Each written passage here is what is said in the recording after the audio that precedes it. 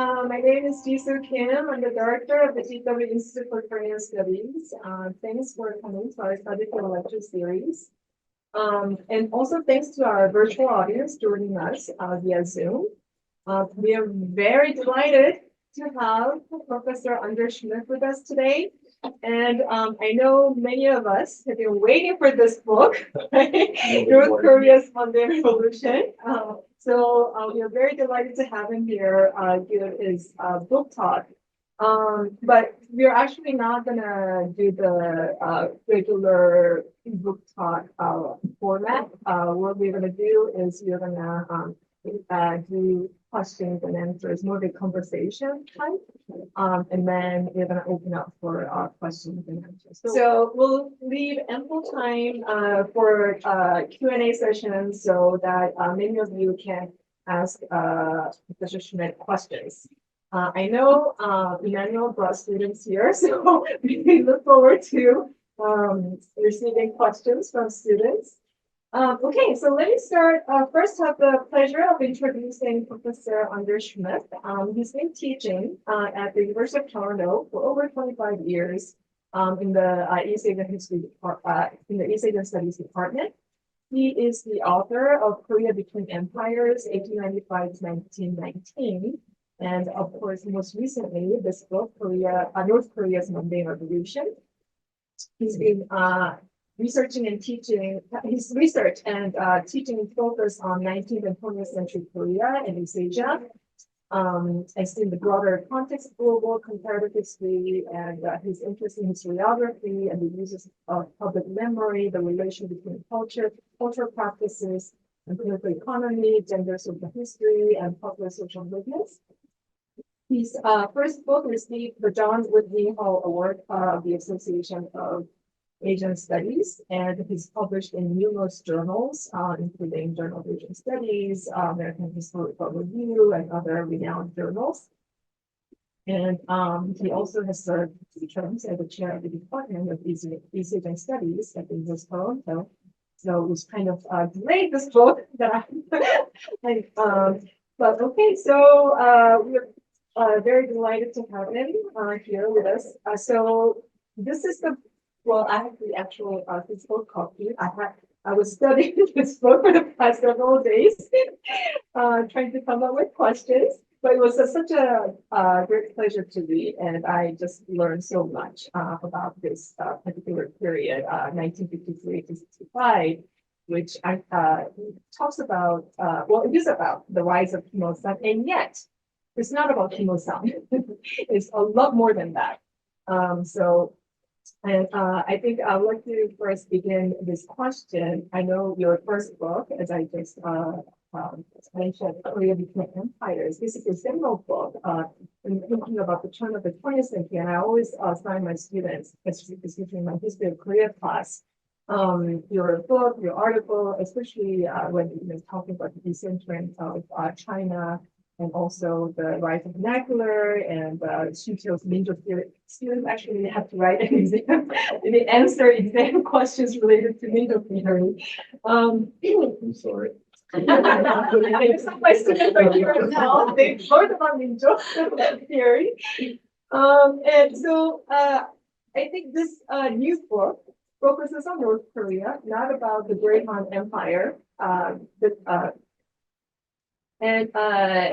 So I think I would like to begin this question, why North Korea for your second book? What motivated you to write this book? Big question. But before answering it, I just want to thank you for inviting me down here in the center for making arrangements. It's like a real delight to be able to fly somewhere at the expense of somebody else to talk about books and ideas. It's really something special. I appreciate it. Thank you. I also want to thank all of the negative students for coming out for bonus marks. I'm always in favor of that. And those of you who don't get any bonus marks for coming out, maybe for greater things. Why North Korea? It is a big shift in my first book. And I think mainly I would credit it to various types of actually very personal frustrations in play. There's different types frustration. I think the first textbook I ever read on Korean history was a textbook that did the entire history of Korea, got to the Korean War, and then in 1953, North Korea just suddenly disappeared. It'd be like after the American Civil War, suddenly not talking about the southern country, right? It was really quite incredible to me. And at that time, I was perhaps a little bit too innocent to understand, the national security politics of divisions before I studied anything about Korea. And for South Korean academics at that time, it was a delicate issue to write about North Korea in the South. As I went on and started studying more about Korean history and began to position myself as something of a 20th century Korean historian, a second type of frustration arose. And that was the type of frustration of, the types of histories that are written about North Korea. Of course, it's important that we understand the high level political history of North Korea, but it seems that we've been doing that now for 70, 80 years. And anybody who trains professionally as a historian knows that that type of elite politics tells us something. It's an important story, but it's not the only story. And it's a social historian, a cultural historian, an economic historian, a gender historian, and any of these other things. We realize that there's much, I'd argue, more important things that drive history along. There's many more motive forces for history. And when you begin looking at the state of the way we've sort of been frozen in that mode of history until very recently, you compare it to what we know of Soviet history and Chinese history, and it's as if, the way we understand the Kim Il-sung at the heart of the country is similar to the way in the 1960s we understood Mao, the way we understood Stalin. But our understandings of Stalin and Mao have changed so much since the 1960s that we have such richer histories, and it strikes me that that type of change hasn't really come in North Korean history. Now, there's good reasons for that, right? Division culture, right? Still, you can argue the Cold War hasn't finished on the peninsula. There's all sorts of reasons for that. There's still really wonderful history done in Latin history and institutional history. And over the last 10 years, it's beginning to change, right? And so I don't want to present myself as a young person here, and some of the people in this audience, Emmanuel, are involved in this project as well. It's people beginning to try and move away from those type of Cold War histories of North Korea, learning what we can from the Soviet and European experiences and China's experience, try and broaden it. I think a third frustration is just as somebody who, as I mentioned, sort of self-styled himself as something of a 20th century Korean history. I never learned about North Korea, right? And it's like, geez, I critique this earlier textbook for not having any of North Korea in it, but I didn't know much better. And I would always get asked questions by my students, right?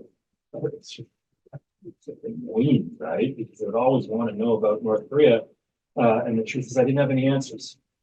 And what was interesting to me was that students, undergraduate students trained, in the critical history of Orientalism and understanding some of the problems of anti-communist approaches in the past could see what's going on in the media, and they could see the Orientalism, the racism, the anti-communism, and they were critical of it.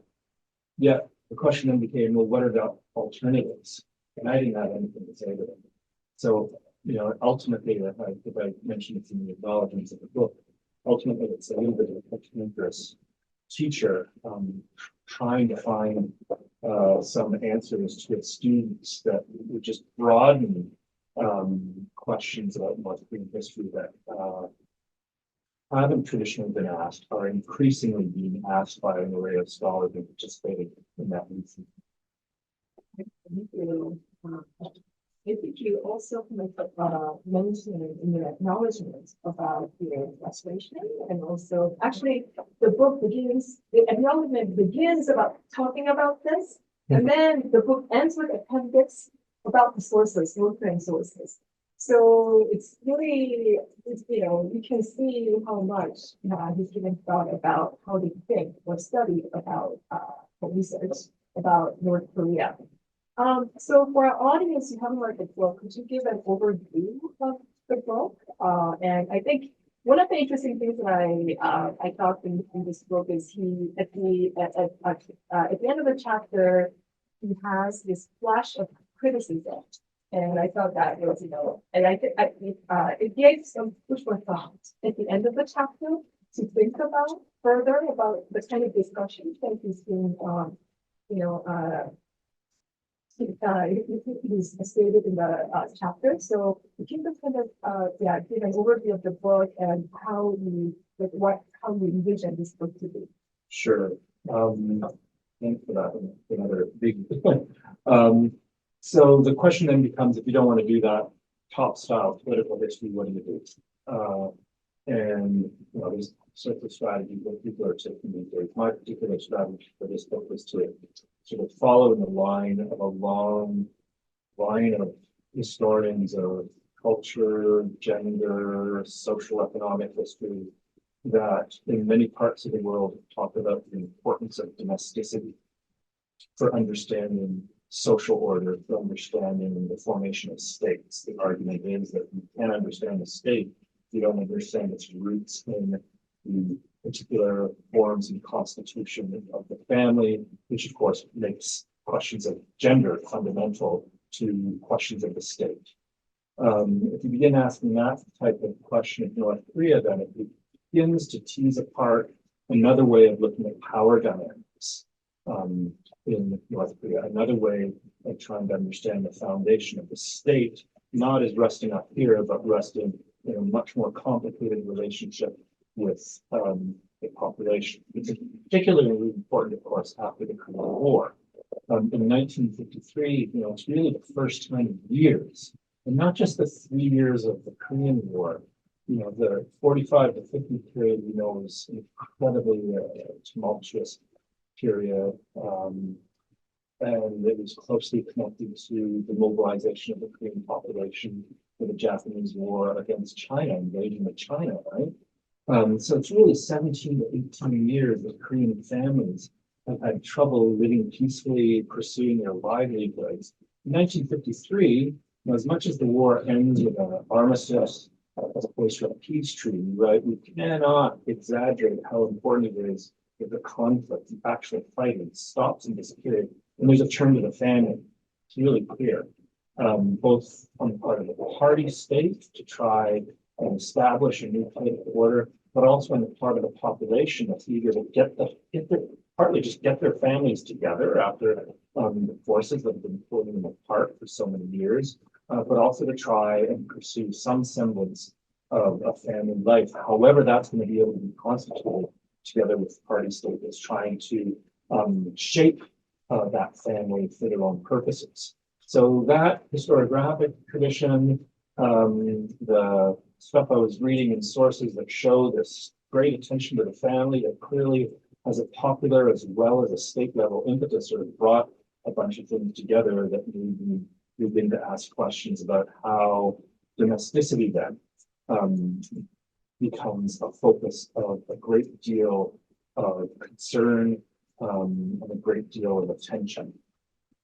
So the questions that I try to ask in that context of domesticity are questions about the modern individual, right? Something that we don't often think of in terms of North Korea. I try and ask about questions of labor, right? A question perhaps more familiar to people who study socialist countries. Questions of how to make a happy family, right? So a directly domesticity oriented question. And then finally, the question about how to consume properly. All of these are normative questions, right? But there's no straightforward answer. There's lots of discussions about them in the press. Many of these areas, there isn't always an absolutely clear state answer. And it's not always clear, in fact, what the party policy is in some of these areas. So when Jisoo just now mentioned this section of the book about factual criticism, one of the things I try and argue in the book is that our sense of an official party line as being really clear and hard cut is true in many areas, right? In other areas, it's not always clear what the party line is. There's contradictions. There's people writing about it in different ways. When you read about an issue like women's labor in the economics journals, it's different than the way economists write about it. Or sorry, it's different than the way the women's journals write about it, right? When you see questions on things like alcoholism, right? You can see all sorts of contradictions where, it's a male inscribed social practice or problem that people are speaking about in terms of having to terminate it, yet, economists in the central plan still invest enormous amounts of money in alcohol production, right? So there's a lot more going on when you begin to ask questions like this that aren't just about socialism. Yes, it's about socialism, but as much as the party would hate to admit it, not everything can be reduced to that single process of creating a socialist society and reinforcing the power of the party state. So these flashes of criticisms are a few places where you can find, rather than saying that everything was united, right? It's not it's not all uniform, it's not all monolithic. There are times pieces that you can see in the press that they're often just one-offs. And you wonder, where is this coming from? And sometimes you get a sense that there's critiques out there, often from a more radical socialist perspective, questioning the direction that socialism has gone. It's not criticizing Kim Sound, right? It's not criticizing the party, but it's often using Marxist categories to ask questions about commodity fetishism. Speech that uses some Mao quotations to raise questions of contradictions in the way that is not part of the official party lines. There's much more going on than to give credit. And one of the ways I try and point this out is through these flashes of criticism. I don't want to be very chatty. Great, thank you. Before we get into the details of the book, I think I'd like to first, we're historians. Right. You have to first talk about sources. Yes. So could you talk about, because your both in your acknowledgement, you start with sources and then end with sources. So could you talk about how, your thoughts on the North Korean sources and also how you approach them? And I'm sure this question can be helpful for students and junior scholars who are trying to study North Korea. Yeah, I think I was talking to the at lunch saying I never thought I would be in the state of finding so many North Korean documents that I wouldn't possibly be able to read them all, right? And I think that is part of my unlearning. When I first thought about, at this time, when that frustrations, there's many frustration stages that I was talking about earlier, I just sort of thought, well, there's not all that much to read about North Korea, right? I just thought it was all in the sun. And I tell the anecdote in my appendix that the turning point for me a long time ago, but I was up pretty late at night and I suddenly saw that on the Harvard Yenching Library's website, it was the first time I'd seen where you could enter types of publication in a search engine for a library. And I put in just on a ring, Pyongyang, 1952 to 70 or something. And I thought it would be very much. And then the book titles came, right? Over 700 book titles, and I was shocked. And then quite tellingly, I did the next thing that showed you the state of mind I was in. I ordered them by author, expecting most of them to be Kim Il-sung. And of course, we didn't even have 10 books at that point. And so I spent the rest of the night simply reading the titles. I was up to 4 in the morning, just reading these titles to realize there was this incredibly rich publishing culture that I didn't know about. And it just didn't jive with what I had learned or what I had assumed, really. So 2 weeks later, I went to the gym, right? And started looking at stuff, and the light bulbs just started going off as I saw that this place was a lot more rich and complicated than I had assumed. And I think ever since then, I've sort of given an unlearning process about various assumptions and biases that I had acquired, without really thinking about it, but and critically. So the types of sources that eventually I settled on are the types of sources that North Koreans would read in the day-to-day lives, right? So lots of newspapers, lots of magazines, lots of monographs, right? Those are available in libraries all over the place. This city is one of the best places in the world for it, right? Because the CIA was collecting those after the Korean War and then transferred them to the Library of Congress. Now they're even available online in digital produced version to quite remarkable. Moscow is the motherlode of all this stuff, right? The center of the socialist world. So these are publications that are all party sanctioned, right? So it's not like you're going to get oppositional writing. So a lot of people maybe didn't want to use those sources because they are in fact propaganda, right? But you can learn a lot from propaganda by reading them against the grain, reading them against each other, seeing that there is actually writers had much more wiggle room than we assumed. There were so many publications at the time that it was hard to keep an overview of them. You can see that there's one magazine that's especially interesting called Chosun Kija, right? Korean Reporter, that is the central news agency sort of surveying provincial publications and criticizing them because they're not doing what they're supposed to. Well, that in itself tells you that there's wiggle room, that there's more flexibility. It's not just this ascent approach. So from having started from the assumption that there weren't enough sources to study the types of issues that I was interested in, I went to the point of having more than I could read, to then also becoming a little bit skeptical about some of the possibilities. And so the very last paragraph of my appendix is a little bit of a North Korean style, or the beginnings of a little bit of a North Korean style self-critique. As I mentioned, they're all party sanctioned, and there's a bit of a problem because the party officials had a bit of a contradictory tendency. On the one hand, they wanted the presence of the party as this guiding, enlightening force, right? So they wanted the presence of the party in stories, leading, guiding, right?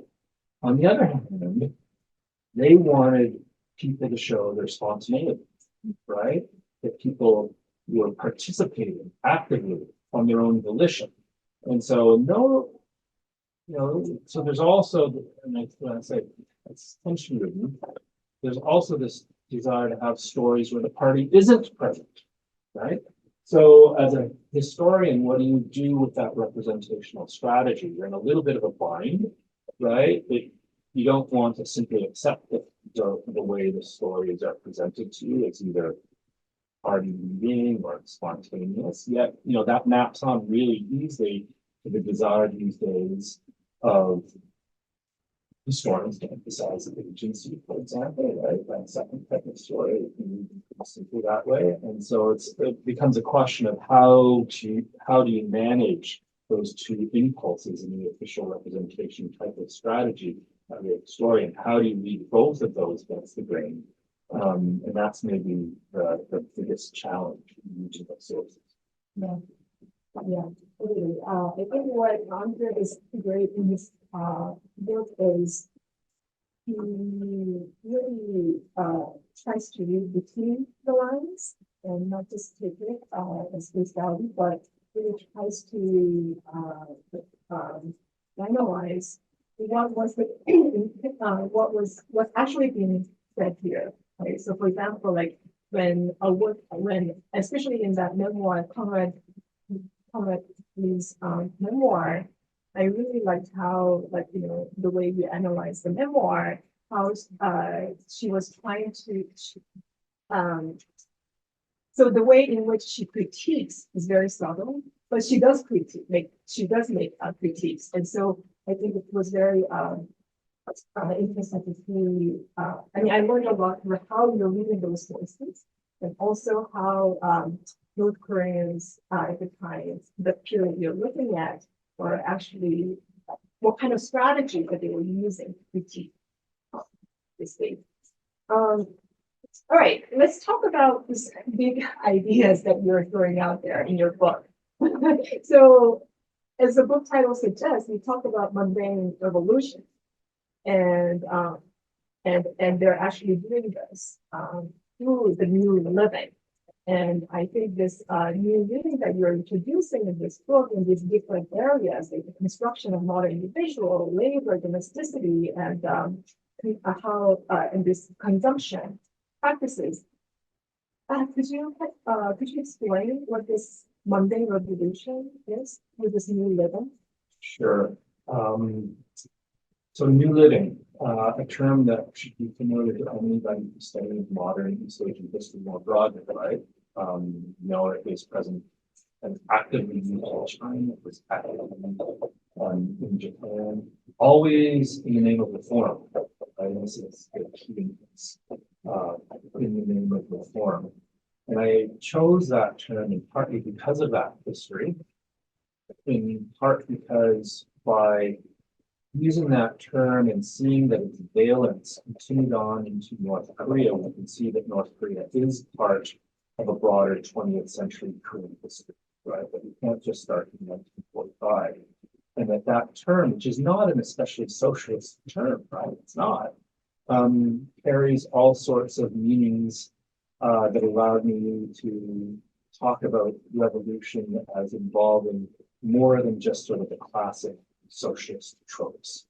At the same time, New Living speaks to the circulation of texts within the socialist world, right? Because we know North Korea is reading stuff coming out of Eastern Europe magazines are full of translations, and Soviet notions of kulturnost, with my pronunciation of Russian terms, map on very neatly to this tradition of speaking about new living. And so we can see that North Korea is both bringing stuff from its past, bringing stuff from the socialist world, yet, right, in its sort of need to present itself as revolutionary, in its need to present itself as nationalist, doesn't admit that very complexity of the term, doesn't admit that continuity with the colonial period or the connections with the socialist world by the 1960s. So in this sense, New Living allowed a more complicated genealogy of understanding some of the practices that have been spoken about in the press at this period. At the same time, New Living was something that was familiar to Korean population, right? It's not something new. And you can see that one of the issues in the 1950s is the party is having discussions about whether it's alienating the population or not through some of the new practices that are hardcore socialist practices like self-criticism, right? And so New Living was one of these capacious terms that allowed many different things to be grouped together, right? And allowed many people to participate, often on their own terms. It's a type of nexus, which you see state efforts coming together with popular efforts in the way that I mentioned earlier, people trying to pursue new forms of family life under socialism, trying to make do with what resources they've had to bring their families together and live that promised life of a more prosperous, modern life. Okay, good. Then I would like to next move on to, so what are the arguments in the book that underlies concerns the depoliticization of gender and class? And I appreciate how we analyze gender and class by reading the sources as I mentioned previously. And I think one thing that I really, what I really thought was brilliant about this book is talking about, as I think I mentioned at the beginning, about the rise of Kinosan, and yet we really see talk about Kinosan at the end in the conclusion, but throughout the book, it's really about how during this early formation years, how all these ideas about how this, for the simplicity, new living was created in this period. But I think this gender and class are two very important categories in constructing this new living. So could you talk a little bit about the depoliticization argument related to gender and class? Sure. So in all this turn to the family, there's all sorts of, I think, what are fundamental politics that are laying the foundation for the later rise of music in various ways, shapes. He gets shaped by them in various ways, right? They provide a certain type of cultural resources for him to arise, if you would. One of those political processes is I want a depoliticization of two of the key categories that revolution was fought for. One of them is class, one of them is gender. So I would just speak maybe about the class one first. The party has its own self-history that it's writing and it's publishing, and generally historians don't pay too much attention to sort of party line histories. But I think actually it's really important to understand the way policies roll out and the way sort of discursive changes occur in North Korea. And the key moment in North Korea is 1958. In 1958, the final parts of the private economy are socialized, right? So what is left of private, so in 1955, you went to Pyongyang, you'd see all these restaurants around town, privately run restaurants. In 1958, all of that is ended. Everybody is brought into the national labor pool. Every industry is brought into, or every restaurant or store or private merchant is brought into the national distribution system. So in the eyes of the party, what this is the final step in socialization, the proletarianization of the country. There is, according to the party, no more bourgeoisie left. And even then, they would have said that the only remnant for petite bourgeoisie, there is no class formation other than proletariat. Now, we can question that, right? We can, I don't want to make the claim, we don't know much about what is actually happening in terms of stratification at that time, but certainly discursively, what happens is that there's this emptying out of Marxist class categories such that there is no basis to turn to Marxist categories to criticize what's going on. You cannot, as a writer, and you see this, you don't see people, and this is very different than what goes on in China, right? Think of Mao, how Mao speaks about post-revolutionary class formation, right? Think of his, the 100 Flowers Bloom campaign. Think of the Cultural Revolution, right? In China, everybody's pointing fingers at who's bourgeoisie, what bourgeois style living is around. In North Korea, you don't get that. Okay? You don't get that. There's almost no discussion of bourgeoisie outside of the literary and movie realms, or some of the cultural realms, right? There's other ways of talking about sort of outmoded thought. But instead what happens, rather, class struggle is displaced, right? So they speak about class in the past. They speak about class in South Korea, right? That's the heart of the bourgeoisie. So reunification is actually a class enterprise to rid the bourgeoisie from Korean history is to reunify the country. And then the third area where they speak about class is international, but not domestically, right? They don't see that. And so that resource is almost stripped from writers. You can see the types of self-criticisms that we have and small group criticisms that are in the newspapers. And again, the contrast with China is stunning. I never found one where a fellow worker is accusing another worker as having bourgeois tendencies. It's just not part of the language. And so it's in that sense that that Marxist class categories have sort of been emptied of their potential for political critique in North Korea after 1958. And I think it's important for Kim Il-sung's rise because it strips a really important way of speaking about the social and economic realms in that period away from writers. So there's other forms of critique, and ironically, the most common form of critique is on individuals, right? About your individual self and the way you have to reform yourself to become a good socialist subject. So it's not about classes. And it's interesting, like even if you see film from this period, right? When there is class type discussions, it's always from the past. So in that sense, I find as this depoliticizing moment. People don't see themselves as belonging or as fighting the type of class struggle that we usually imagine, and certainly it's not the same as gender. So gender is actually a lot more complicated, right? Because while you can say, oh, there's no more bourgeoisie, you can't say, right, there are no more gender differences. And so one of the dynamics you can see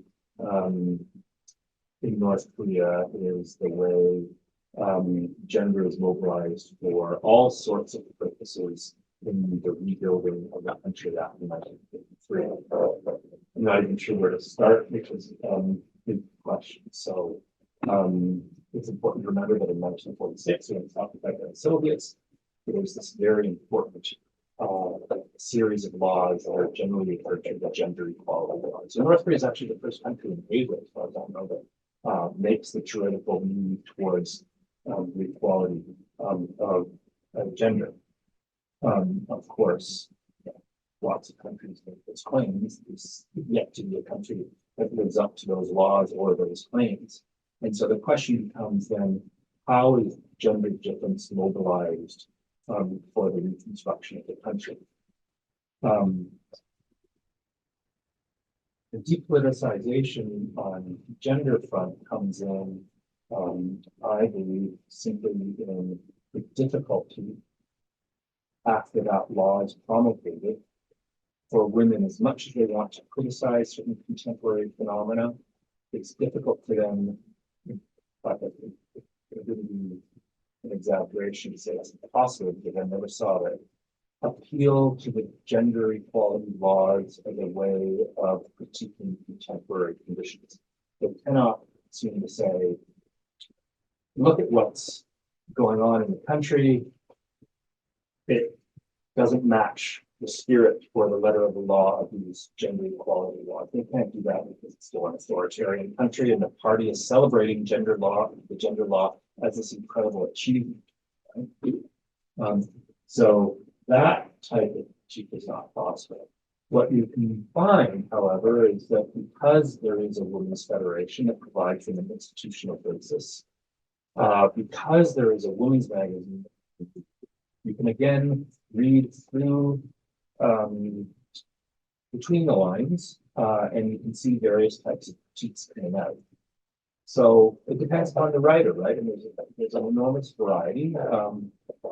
So it becomes impossible after, or it becomes difficult after 1958 when there's this move after socialization. I said 1958 is important for that, the socialization, the collectivization, all these things. It becomes very difficult to critique the social and economic phenomena as being structurally based. Right? After all, countries get socialized, they cannot be in the structures of the country, therefore it has to be, again, the focus is usually on the individual. Well, what we find in the women's journals, there are all sorts of writers that depends on the way they linger in their descriptions, right? Classic type of article would be, look how far we've come since 1945. Look at the problems that are still in the country, right? This is what we have to do. Within that format, there's all sorts of wiggle room for individual writers. How much time do you actually spend describing the problems? You can spend almost an entire article describing the problems and at the end say, oh, we all have to do better, right? That fits the genre, it fits the sort of general party tenor. It's not an explicit criticism of the party line or the party vision of what goes on in 1958. Yet, when you begin to read the full line of the articles, you can begin to see that some writers are clearly being more critical. They're pushing against this idea that there's nothing structural and that women are to blame for their own problems, right? The classic case for this would be something like daycare, which I talked a little bit about in the book, right? Daycare is fundamental, but the state doesn't have the money, right? How is the Women's Federation talking about daycare? Always critical, right? Always critical. And again, often in these indirect ways, until in about the late 50s, it seems there's an opening because the responsibility for daycare has been downloaded onto factory level enterprises. And the factory managers don't want to deal with daycare because they don't have enough money. They'd rather invest in production rather than invest in daycares. They don't think it's productive. And so at that point, when we're not able to do it, it's as if there's some type of instruction to the press. We don't know, right? But there's some type of instruction to the press that says, okay, start publishing letters to the editors by these dissatisfied women. And you start getting letters saying, these terrible conditions for daycare. Why? I can't go to work. I don't trust them. They have no toys. They're just empty rooms, right? And so you get this mobilization of bottom-up pressure on the daycares that, is another, this is more formalized, right? You can see the shifts. We don't know exactly what's going on behind the scenes, but, I think that's like a very legitimate criticism that people are finally able to express because there's an opening because of the political economy that's working at this lower level. So there's all sorts of ways that I guess I'm trying to suggest that you can find bits and pieces. It's never satisfactory, right? But it is an authoritarian situation, right? They're having to find ways of offering critiques, expressions of the way they believe their domestic lives are being shaped by party policies and trying to use the discursive resources available to them to offer those types of critiques. Great, thank you. Since we ended with gender, I want to continue that discussion. Actually, this is the reason, I think Greg could have been a better moderator here, sitting down asking questions to you. But, I'm here as the chosen historian asking questions related to a book on North Korea. So it's interesting that North Korea adopts the gender equality law in 1946. As you said, the first to adopt in Asia. And I think South Korea adopted it in 1948 as they founded, as they published the founding constitution in 1948. Gender equality. Earlier, right? Yeah, North Korea 3 years earlier. Well, I mean, this is my favorite quote from Catherine McKinnon. Sex equality is everywhere and yet virtually nowhere, right? So even in South Korea, when we look at gender equality laws, because in order to be recognized as modern civilized nation states, state adopted gender equality laws. And yet the problem was that these, male authorities continue to project this gender differences, especially in domestic space, right? And so, for example, in South Korea, like in women's magazines such as Young and Shibusengwal, they talk a lot about discriminations, women's discriminations in family laws, and it was one of the actually feminist movement in South Korea, like in a latter half of the 20th century, you can say that it was really fight against family laws, seeking gender equality in family laws. In North Korea, so in Chosun Yosung, what were the main issues there for that? Yeah, so there's no equivalent in terms of the types of overt feminist structuring of a movement and a critique, right? Again, as you did not really run against the party line that those 1946 laws were successful. And I think by 1960s, Kim Il-sung being projected back to meeting where some of those laws were being promulgated. That's how closely tied it is to the sort of powers to be. So it's always going to be an indirect way of working this, something like a magazine. What we can see differently in different spaces, and speak specifically about law,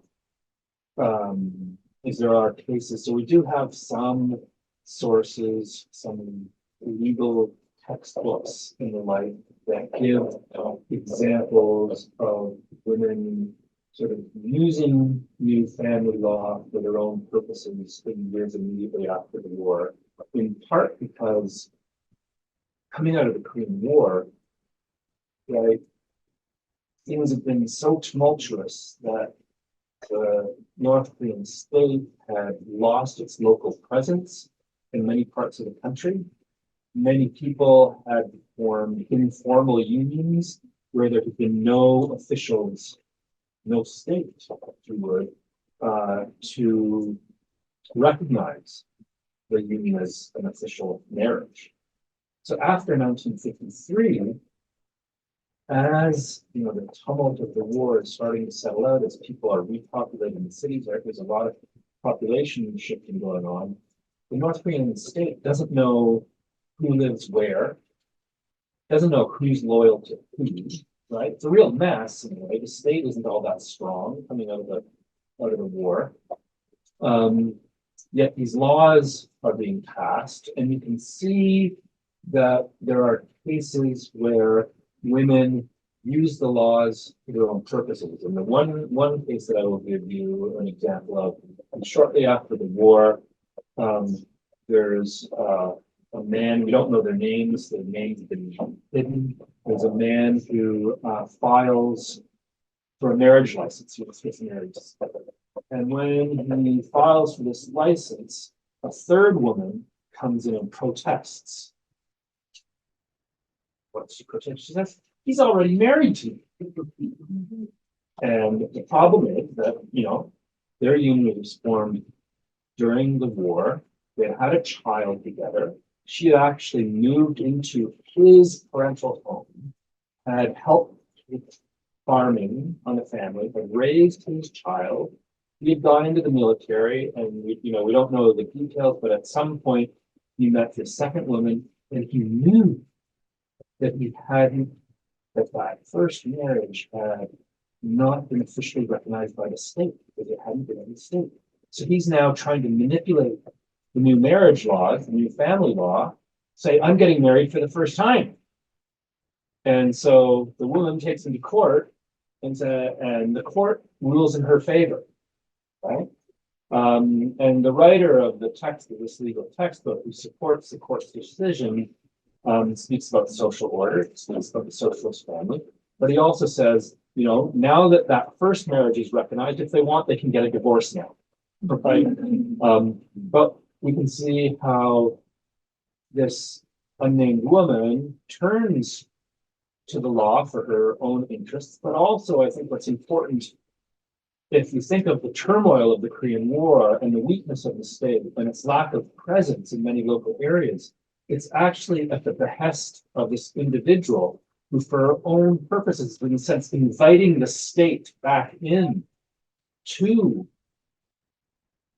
family home as the arbitrator of these types of marital disputes. And it's precisely through these types of moments that the state is able to, if you would, re-enter local social society, right? It's not an even process. It's not an easy process. And we have to think about the way the population itself was participating in the way the state was rebuilding itself after the war. Okay, well, thank you. I think, I'll ask this one more question related to Songbird system. So I know you distinguish Songbird in class. So could you explain your understanding of Songbird in this period? Sure. Because what we know today of Songbird is mostly related to, I mean, how it's discriminating subjects, right? But yeah, if you could explain what Songbird was in this early period. Yeah, it's a really hard question. We don't have a lot of information about it, right? So Songbird is sometimes referred to as caste system. I think that's a little bit of a distortion. Um,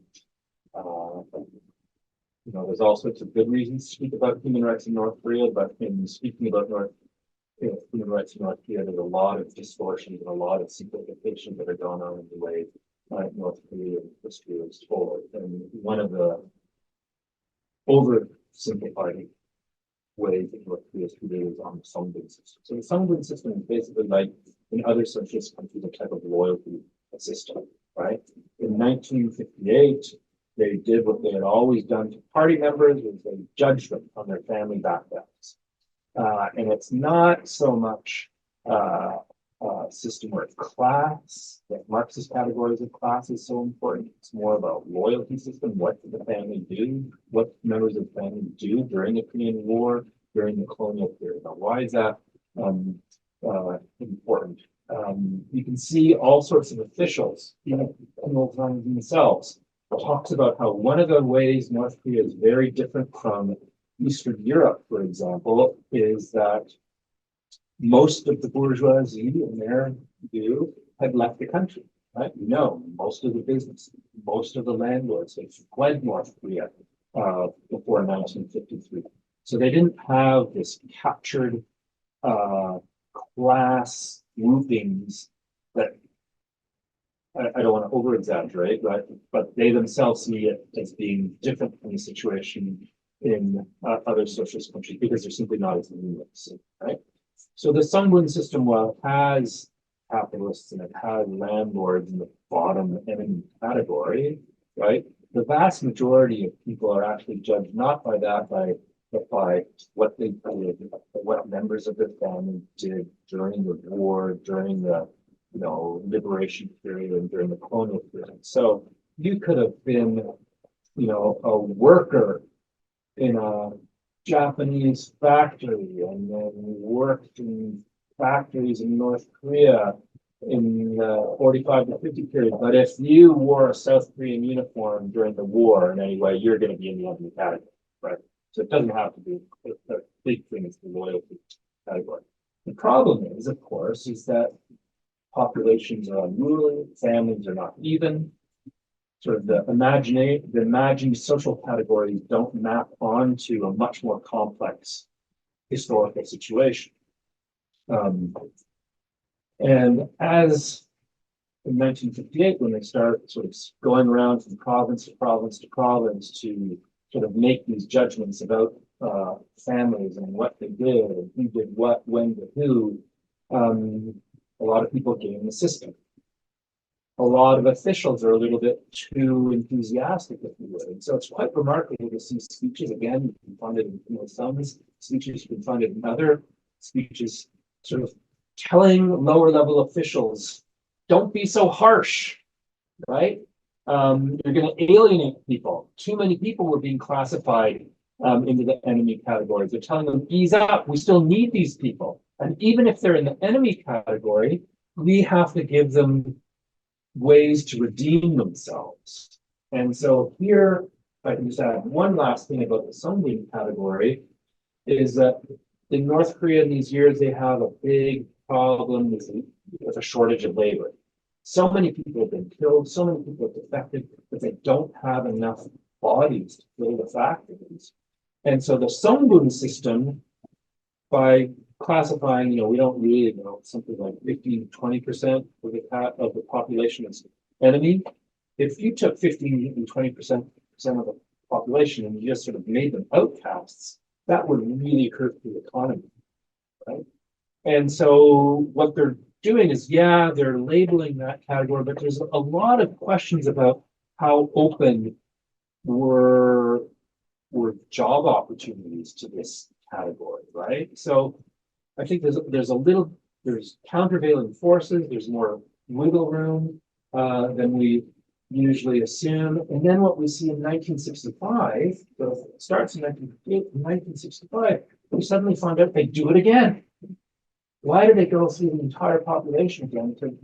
It's because they've had so many problems with categories themselves, with people gaming the system, with inaccuracies, right? So I don't know what happened after 1965 in terms of the Songbin approach, but I think it's a classic case where if you just look at the rules in the law, and you don't do the social history and the economic history of its implementation, you miss out on the complexity of the situation, the way it rolls out, and its impact on the population. I think that's a really important point. I know we've used almost an hour, so now there's, really many more interesting, interesting points to discuss from your book. I actually, I really want to also talk about this idea of the new, right? The concept of the new itself. So what's new? So what's talk about continuity and logic, but we don't have time for that. And we can talk separately. I think I want to just before I open up the floor, just ask one last question. So I know your book will be assigned in graduate seminars. What do you think? What do you want students to take away?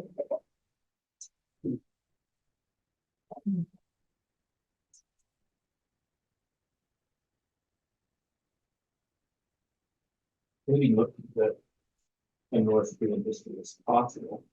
Number one, it's deserving of our attention. And then if we do it properly, you'll have a very different approach to the types of issues that dominate the media when they talk about North Korea. And there's a connection between, the types of ways you think about bizarre North Korea and North Korean history that will contextualize and maybe strip some of that bizarreness that we seem to take an excessive pleasure in. We'll leave it at that. Great, thank you. I think we'll open up for questions. I know we also have our virtual audience. So please, for those of you joining us via Zoom, please feel free to submit your questions through Q&A box. I'll try to address them as soon as possible. So, we want to ask first question. Give you a minute hands up. Okay. Well, any students? You will start with Sean. Okay, thank you so much for the start. I'm Sean Dolan. I'm one of the staff members here at the Institute for Korean Studies. I haven't read the book yet, but I really need to now after hearing this talk today. But so I'm going to kind of hone in on just something just right off the bat in the title. So the rise, socialist living and the rise of Kim Il-sung. So I'm curious, in this post-Korean War period, there's this mix and this tension between, you've got the Sino-Soviet split, you've got Sino influences on socialism, Soviet influences on socialism, but at the same time, you see Kim Il-sung building his own cult of personality, the whole Juche ideology, and I'm curious if you have any thoughts on how those interplay together, because I know this is obviously coming much later. I think it's maybe even during the Kim Jong-un era, where the photos of Lenin and Marx come down from Kim Il-sung Square, but early on it seems like, okay, we are a socialist country, but eventually this moves into, we are a Juche country following the Kim family ideology, and I'm curious if you have any thoughts on the interplay of the Juche and socialism, especially in those early years. Yeah, so there's no doubt that North Korea is a socialist country. In this period, you cannot understand the political economy without thinking about socialist principles. You read any newspaper, you read any of the economic journals, it's there. And I think it's completely undeniable. And I don't think I'm the first person to make that argument. It's nothing new. But if you read what's going on in the papers, it is fundamental to the formation of the communities, right? In terms of the relationship or interplay between Kim Il-sung's personality, cult, and the types of issues I'm talking about in this book, I think you have to see him as a product of the period, right? It's the period that makes the man, not the man that makes the period. We know that for every country in the world, and it's no different for North Korea, no matter what personality cult might claim for itself, right? I'll give you two examples right away. You know that the personality cult is a family-oriented institution, if you would, right? What we can see, I mentioned right after the Korean War, that this turn to the family. What we never see in North Korea, again, unlike China, unlike early Soviet Union, right, is a critique of the family along socialist traditions. There's no attempt to weaken the bonds of the family. So you look at the way architecture is created in North Korea in this period. There's no sense of communal living to try and weaken the bonds of family loyalty in order to heighten collective consciousness. We know that's going on in China in some parts, especially during the Great Leap Forward with the creation of communes. We know after 1917 it was a big issue in the Soviet Union with I don't know again my Russian community, right? Communal living spaces. It's just not an issue.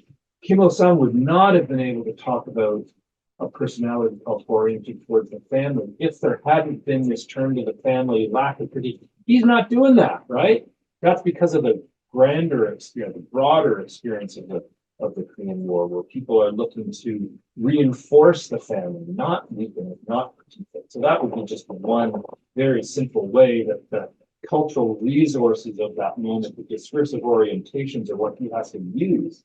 Wouldn't have been possible for him to talk about his mother if the figure of the Korean mother wasn't already really important after the war, right? So sometimes it comes after, not before. Similarly, Juche, right? So the classic North Korea watcher dilemma was, why did Kim Il-sung in 1955 use the word Juche in one particular speech and then didn't use it again until the 1960s, where it becomes part of the rise of his personality cult? Now, I'd argue that that's only a problem if you just read Kim Il-sung's speeches.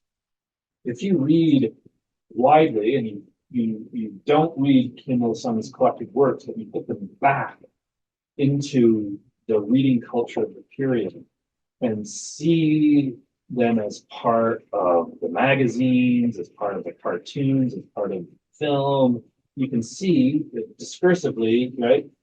Everything that he says in his speeches is in line with what's going on in that period. And that goes true too with all of these words that are like Juche.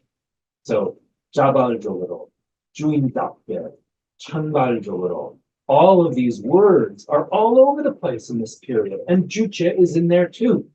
So you can find Juche, it's not like it's Kim Il-sung's word. So it appears in 1955 because it appears everywhere, right?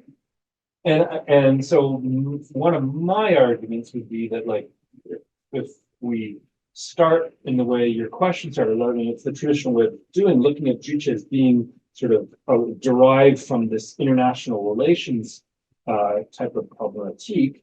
It's not that that's not true, but it misses out on the fact that this is part of the domestic internal history of North Korea that can be traced back to the colonial period, where you're talking about the modern individual and the need of the modern individual to be a self-activating, self-performing, responsible self.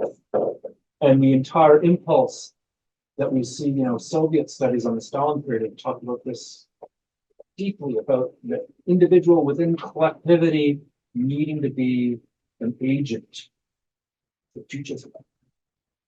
And it's happening first in the domestic realm. And so the question then becomes, how does it go from the domestic realm and then get elevated when they, as part of the personality cult, to this idea of Juche with a capital J? You can't do that in Korean, right? As a proper noun, then that would be, I think, the way you need to look at Kim Il-sung's ideology and its formation as being rooted in the moment and in the words, the discourse, the syntax, right? And when you read Kim Il-sung's speeches in the site, like, don't read the collected works, read which speech is published.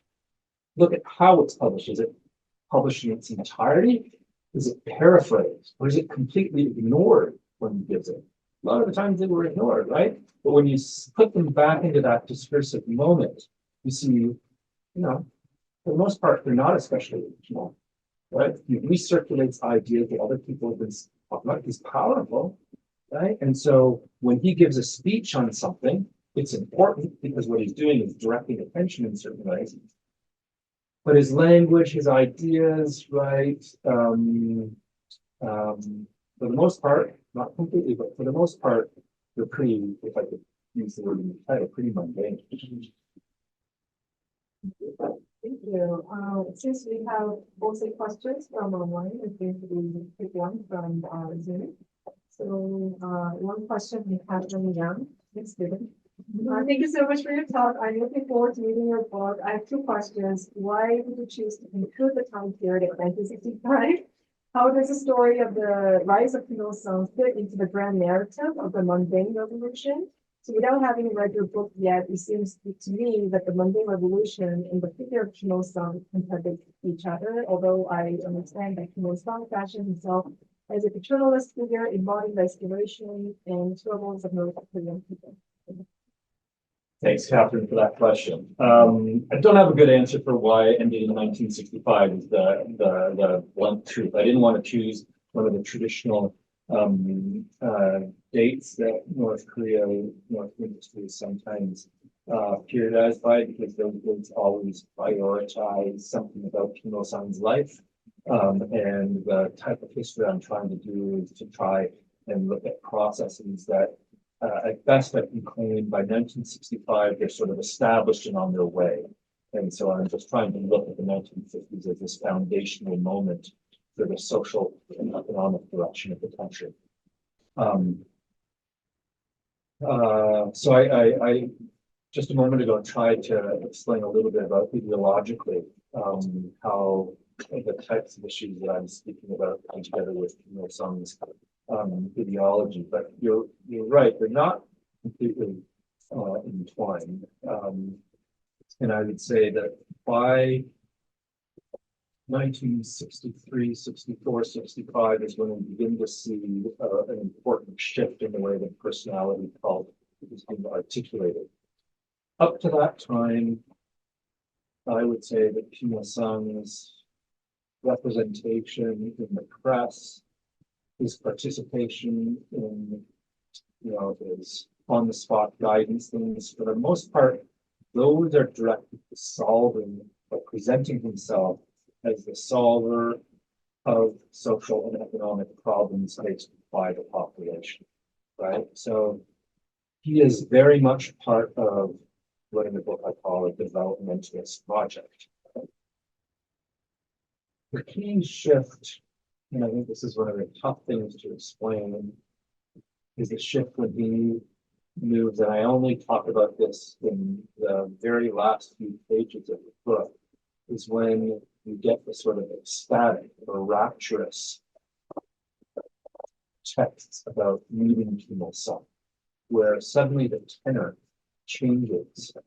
And now it's not at all about socialism in any way you can define, about socialism as imagining a better life for your family. Now it suddenly becomes that individual workers have this direct, shown as having this direct relationship with Kim Il-sung, and that their work is now carrying out a task that Kim Il-sung has granted to them, right? That is a really important shift, and is part of what today we understand as being the personality cult. Prior to that, Kim Il-sung wasn't represented in that way in the everyday media at all. He was represented as some problem solver, as rescuing whatever the subject, whether it be Korean workers, whether it be Korean women, whether it be the nation as a whole, as a classic sort of masculine strategy of rescue. And that dealt with the very types of problems that I speak about in the rest of my book. So in that sense, I think there is actually a really deep interplay between issues about the modern individual, about the family, that someone has to engage with because they're popular. So let me give you another example. In 1961, there's a pan-national conference of mothers. Had no interest up to that, never, no question. But motherhood has been this issue that has gained its own impetus, its own dynamic in the press. When he comes and gives his talk on motherhood, he doesn't say anything new at all. Right? There's nothing new. he's just recirculating things that have been said. And he's claiming, in some places where there were differences of opinion, he's choosing one of those positions and putting his authority and his influence behind one of those positions. Afterwards, so by 1965, what do you find? You find, well, yeah, people are going to quote the Kimball Summer speech in 1961 and gets so much fanfare, even though there's nothing that really should be credited in the way then citation of the personality cult comes in. He looks like he's the originator of these ideas, when in fact, if you put it in that context again, don't read them in the collected works, but see them in sight. Right? You get a very different sense of what he's up to, and you get a better sense of the way he takes advantage of popular issues, intercedes and puts, in a sense, uses the popularity of those issues for his own purposes. So in that sense, I think they are intertwined.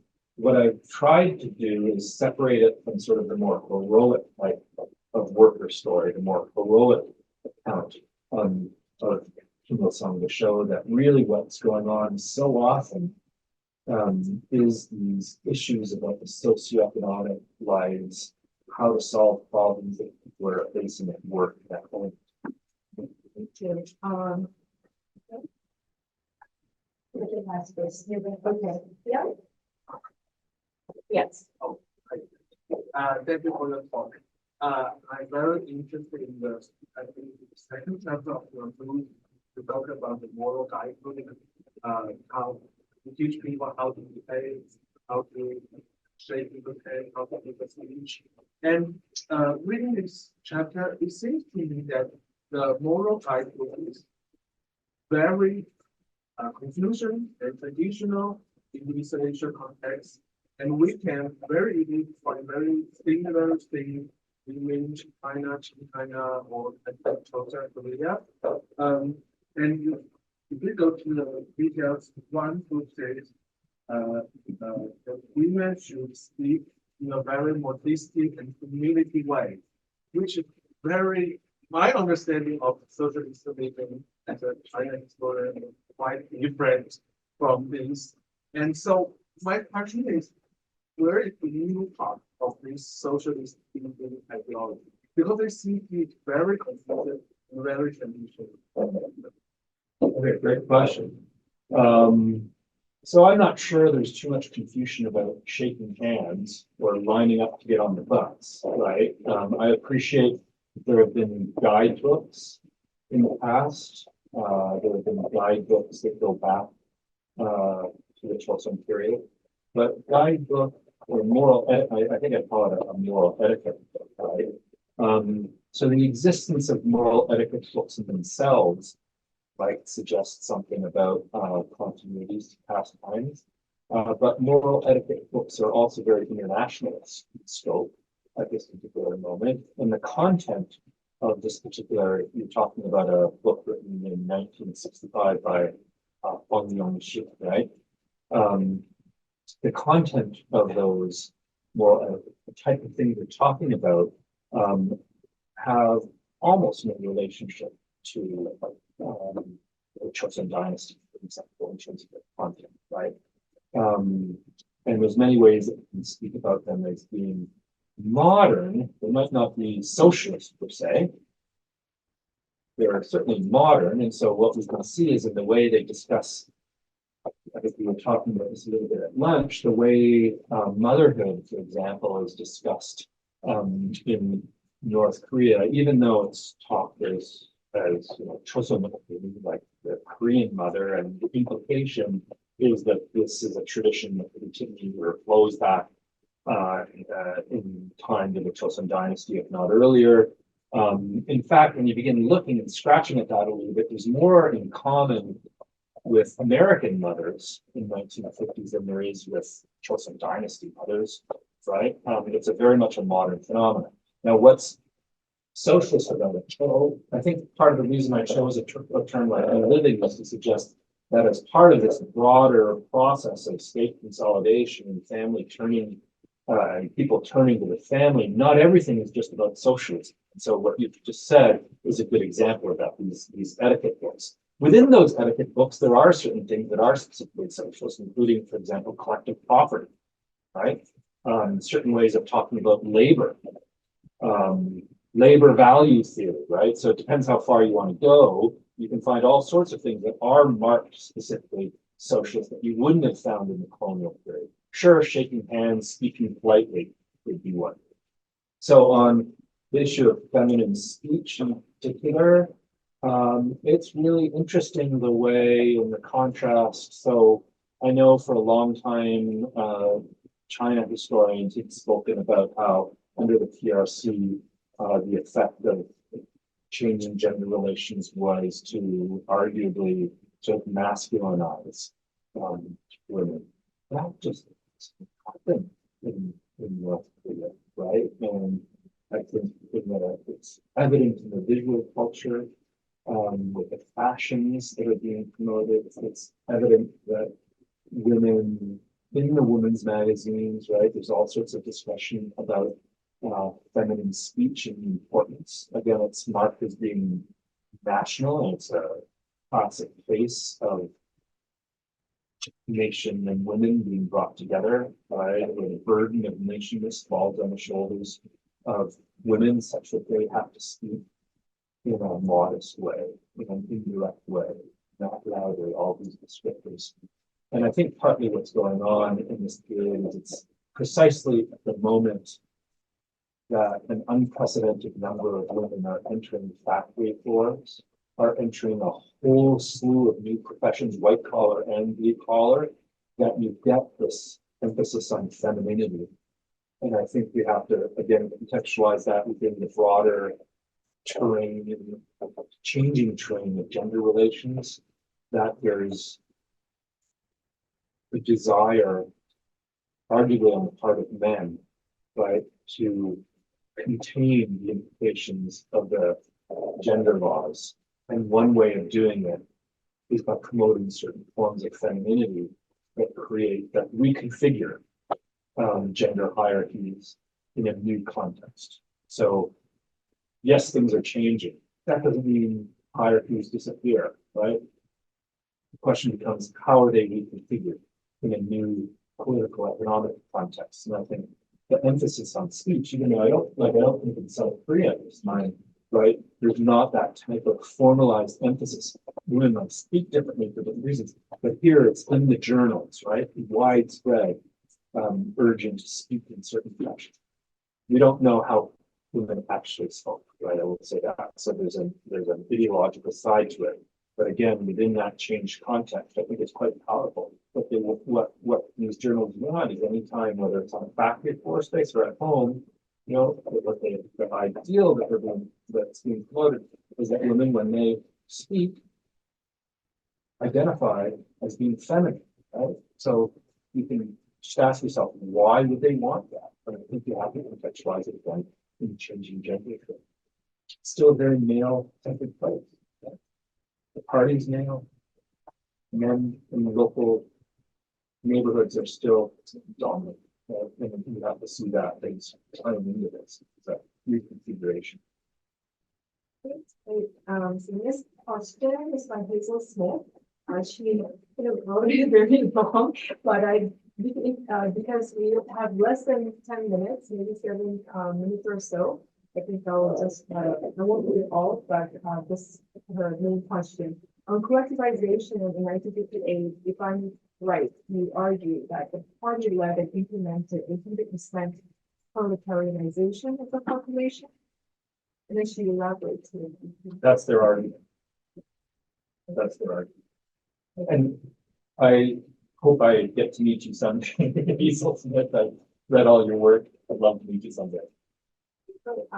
Questions from the floor? Yeah. Actually, this is exactly the period of my own socialization, although I grew up in South Korea. Sean stole my questions. I have another question.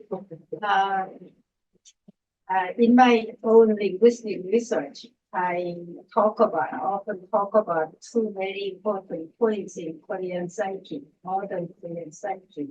Since the war, maybe just since the liberation, And those 2 points are one, independence. The second one, democracy. So both South Korea and North Korea had the same goal or wish by, by politically and also by the general people's wish. Although they practice it in a different way. That led to really different, great differences. So I think Kim Il-sung used that psyche pretty well. Kim Il-sung is, so I don't know whether you thought about it from that kind of angle. So I think I'm not in a position to speak about the Korean psyche. uh, so how do you think, some used the desire? So because it appealed to the general population to insist their independence. Sure. So instead of the international kind of communism, we would see their own, that would have appeal. I mean, it's just my surmise. Sure, there's a nationalism in the population coming out of the colonial period. Yeah, it's more than just nationalism. It's really maybe it comes from some kind of harm that they want to resolve by saying this is the way we could do better. No. So again, I'm not sure I can speak to that issue of psyche and notion of time, but I think, so the assumption that I'm working on is a little bit for thinking that. The assumption that I'm working on is coming out of the colonial period in 1945, right? People, like in decolonized countries around the world, believe that sovereignty and achievement of sovereignty would lead to a better life for themselves. That gets dashed in 1950. In 1953, it revives itself, and I think we forget, when we talk about North Korea, that during the war, millions of North Koreans fought against the United States and the United Nations, right? They believed in that fight. Those energies from the war after 1953 are turned towards rebuilding the country and rebuilding their lives.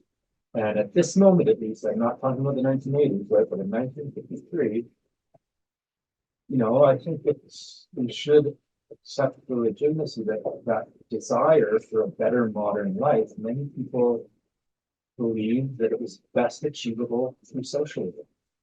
Right? And that's why people are participating in these projects, right? It's not the only reason why. There's lots of reasons people want to just better their life. And people, even if they don't believe in that grand story, you'll participate in things that can be living in order to try and just get a better life for their family.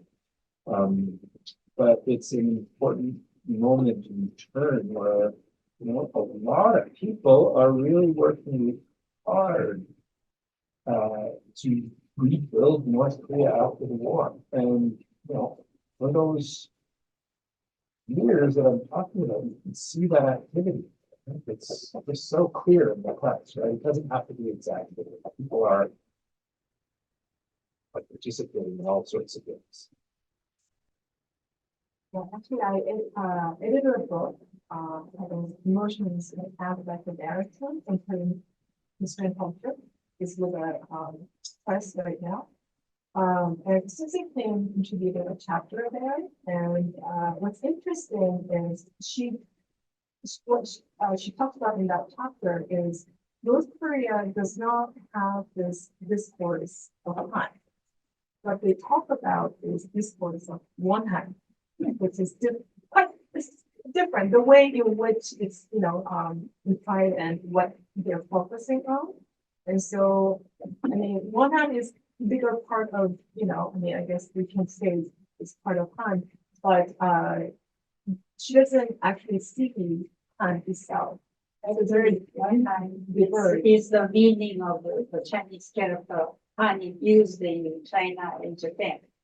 Korean Han is, although they use the same character, it's actually quite different.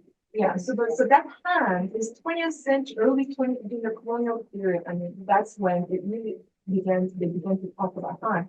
And I also write this in the introduction chapter, but that word Han in the chosen context didn't mean what it meant in the 20th century. So anyway, so I just kind of thought it was interesting that, the construction of these ideas, right, were also they diverged between South and North Korea, and in what discourse that they chose to focus on. Actually, that one hand was really about vengeance against well, it's kind of the yes, it's the idea of their victimization and how they're trying to revenge against each other. Okay, Emmanuel? So just looking at the book cover, it looks like the typical post-American, post-war American PSA cover, right? So what's a PSA? Like. Ask me the Canadian. Oh, sorry. The public service announcement, kind of like, how to live life in suburban America. Sure. The I Love BC type. Yeah. Lifestyle, right? I mean, this is the classic photo of a nuclear family. Yep. Smiling, looking happy as ever, right? Yeah. That kid cannot be happier, right? Yes. And so, do you come across all these kind of images in magazines about how to take care of the house, cook, how the husband should work, hygiene? Because this was happening here in the United States, right? Yeah. All these different recipes that women could come up with, how to use the vacuum, dishwasher, and things like that. I mean, very mundane things, right? Yeah. But this was happening post-war. And Yeah. so, do you see similarities in North Korea? Yeah. I think minus the vacuum cleaner example that you gave, but even refrigerators, we don't know how many, but it's talked about. Absolutely, and I think maybe one of the differences I try and present in the book, in the historiography, there's a famous fight between Nixon and Khrushchev, the kitchen wars that's talked about, right? Where they meet at that exhibition in Moscow and they have an argument about who's able to provide better consumer products to their families. And there's not so much that type of issue, but between North and South Korea, from the northern perspective, the issue is housing itself. So this is a celebration that they moved into their own apartment building. Right, and it's a modern apartment building with running water, the door that you can shut. Nobody, right, is walking in and out of your place. It's after the destruction of the war. And anybody who sees this 1959 photo, well, I'm reading it from life here, but I think you have something to say. Pretty much anybody who sees this by 1959 will also interpret this in contrast to what they're reading in the same newspapers and magazines about South Korea and the housing crisis in South Korea and the slums. Because North Korean authors are simply lifting pictures and stories from the South Korean press. Interestingly enough, conservative critiques in South Korea of the amorality are really helpful to North Korea, right? So it would be, this is one of the ironies, the most conservative critiques in the South are the best critiques for North Korea about this stuff, right? And so, this stuff is all over the place. Recipes, cookbooks, how I've got a chapter about how to decorate these new apartment buildings, right? And what that tells you. It's a classic case of around the world when there's prefab housing that are all sort of somewhat monotonous in its form. How do you assert your individuality within this standard housing, right? Issues like this are being debated in North Korea, and like to say, not just like, but there's a resonance to what's going on in the United States. Okay, I think with that, we conclude. Yes, we're 5 minutes now, so. Thank you. We can go on and on and on and talk about your book. I think we're ready. Thank you. Thanks, everybody.